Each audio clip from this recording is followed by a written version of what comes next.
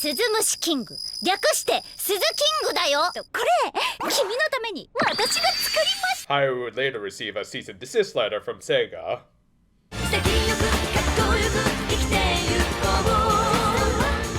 We opened this week with Awayuki already being one of the most relatable characters ever, as she was rudely awakened by her manager. Fortunately for her, she did bring good news in the form of Haru wanting to do a collab with her. Granted, maybe it was too good a news.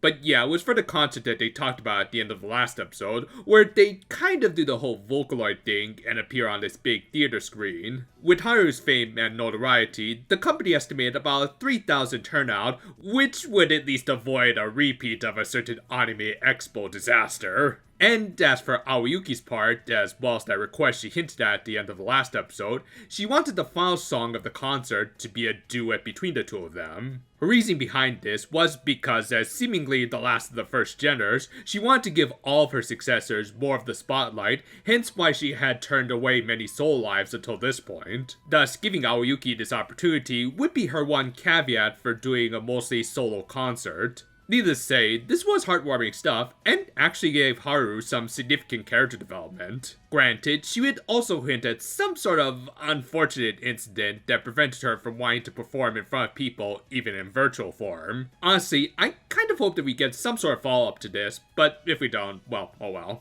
Anyway, we cut to the VTubers right after a rehearsal session where Haru revealed that she had actually been wearing 3 production hats as the one who wrote their song's lyrics and music and handled the arrangement. Obviously, this was meant to show her dedication to this concert with Awayuki, as well as hint at something else that we'll get to in just a second. Regardless, this made for a cute interaction between the two, where we really got to see the respect they held for each other, with Haru seemingly not just seeing Awayuki as just some kohai she had to support, but a genuine friend that she wanted to elevate. She also confirmed that this wasn't part of some sort of sudden retirement tour, which is reassuring, unless she's lying, but we'll cross that bridge if we ever get there. Though, on a bit of a side note, I will say I'm a little disappointed that they didn't do some more interesting mirror tricks like they did back in the second episode of the show with the conflicting reflections, but whatever. Anyway, Haru revealed that she had taken an IQ test, which she scored a 160 on, which for those who don't know, the average score in many first world countries is about 100, with Japan's average being about 106 as of a 2019 poll. Thus, with Haru exceeding even the above average 130, she was an almost top tier genius. Yeah, this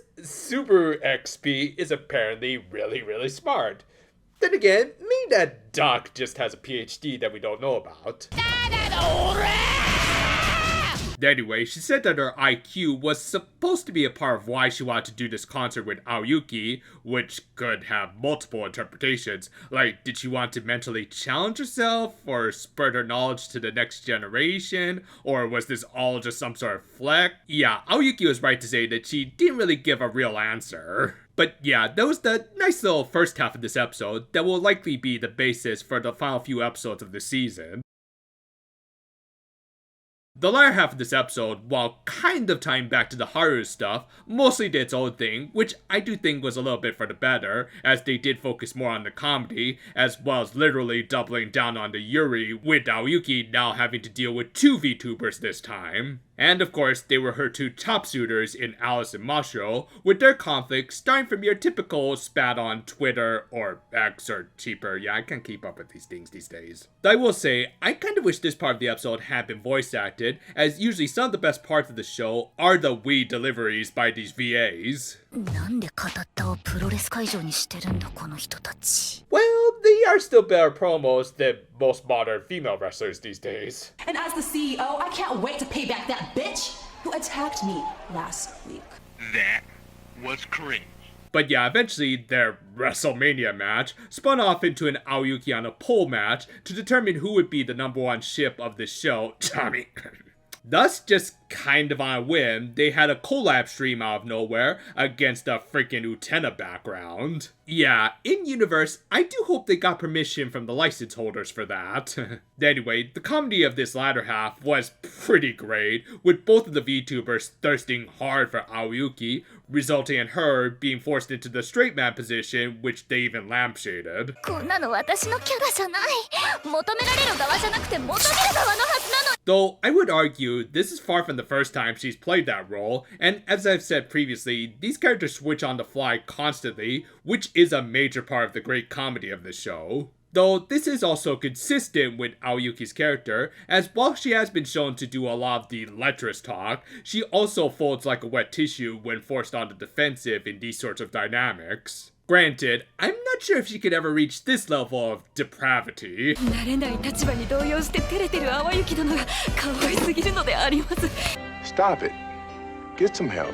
And of course, like every episode of the show, there was just a barrage of references and parodies. Of what I could personally recognize, aside from the obvious Utena backgrounds, there was a Super Robots War win condition screen, Hanzawa-san, and Xenoblade 2. That last one was especially clever, as without spoiling too much, this was based on a part of the game where the player would choose how the main character would refer to his female partner at the end of the game, as she had two personas that inhabited the same body. They were technically the same person, just with different aspects of her personality highlighted. Most notably, one was more of a princess and the other was a tomboy. In Alice's case, I'd imagine she just skipped most of 3 and just wanted to get to a certain part of the ending.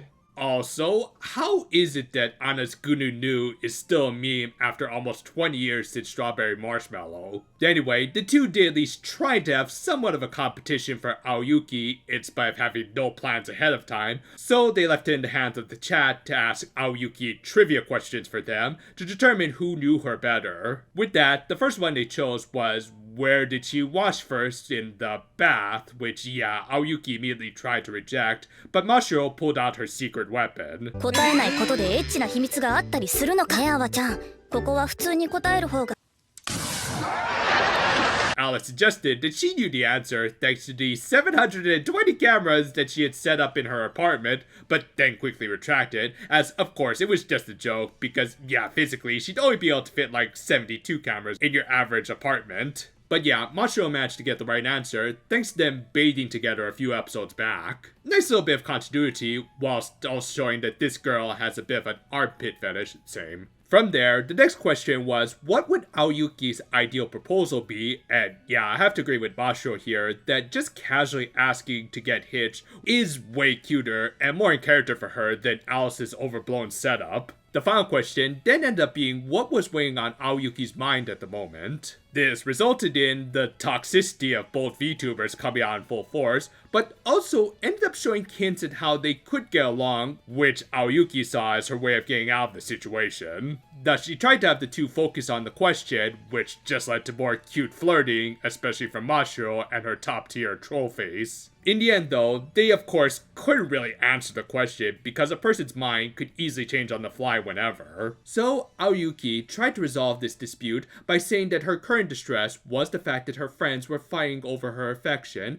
and that she wanted them to stop, which is something that'll never happen between a couple of thirsty stans. Granted, kind of wholesomely enough, Mashiro revealed that she had set up this competition to also let Alice in on a few more of Awayuki's secrets, making this somewhat of a friendly rivalry. Not that it saved the target of their affections from being overwhelmed. With that though, the episode ended with Awayuki revealing that her actual concerns were more in regards to Haru and what she was planning with the concert. The indie theme this week went to Alice who, yeah, I'll give you one guess as to what she was singing about with her disgustingly beautiful voice. Like seriously, why does this crazy stalker chick have to have one of the nicest singing voices ever? While the first half of this episode was pretty much just set up for the final act of the show, the second half had pretty much a perfect blend of Yuri and comedy. Not to take too much away from Haru, as it is good that they're building up her character as we approach the end of the season,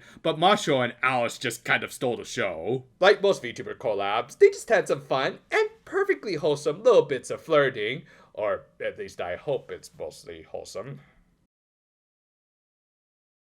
While overall probably not the most developed character in the show, Haru has low-key been one of the more interesting ones just in terms of how she treats the rest of her co-workers. And seemingly the last of the live-on first-gen VTubers, she does have the aura of a mentor character, albeit of the goofy Yoda variety. But as our IQ test proves, she is way smarter than she seems and just doesn't flaunt that fact. Thus, her attempts to elevate Awayuki are intriguing because, as far as we can tell, she could be playing some serious 4D chess with her. Time will tell with the season's last few episodes, as this week's first half was more set up for that stuff. Meanwhile, the second half was where the true entertainment was at. For someone who enjoys his harem, comedy, and Yuri anime, this is pretty much a perfect combo for me. Masho and Alice's back and forth was hilarious, especially with Awayuki of all characters acting as the straight man between the two. What I think really made it work was how this felt like justified karma after all of her lusting over her co-workers, leading to these two trolling hard on her for those affections. It's just great entertainment based off of the three essential genres of anime. And overall, this is just a great episode with some good build up to the likely finale of this series, and some S-tier Yuri comedy. Whether or not these two would have survived in the world of Utena,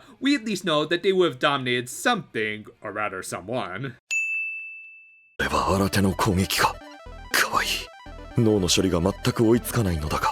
I'm already liking this more than the upcoming Dragon Quest games. I mean, at least y'all won't suffer from censorship. 家賃9000円なので何があっても我慢したかったんです。 That's just the average housing cost in Bake Award. タンポポさん、ありがとうございます。Dude, I don't think she's thanking you. I think her inner yandere is starting to escape.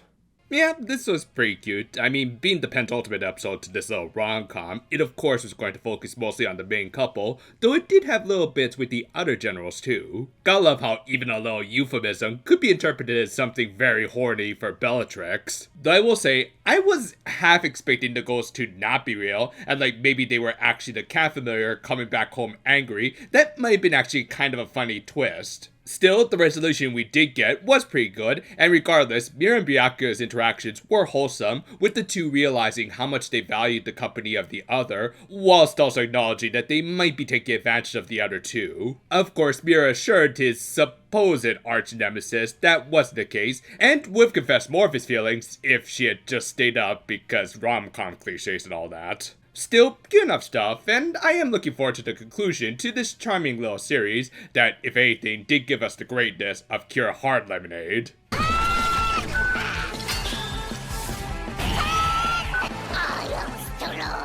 Thank you for watching. As always, be sure to check out some of our other videos on this channel. Between this and Okotan, it does seem like our shows for this season will likely be ending by next week, so we'll announce a fall lineup in some form very soon, maybe as a short or community post, we'll see. So, look forward to it. Until then though, farewell for now my friends, and, you know, I'm kind of curious, what exactly is the average IQ in my country? A little bit higher than I expected.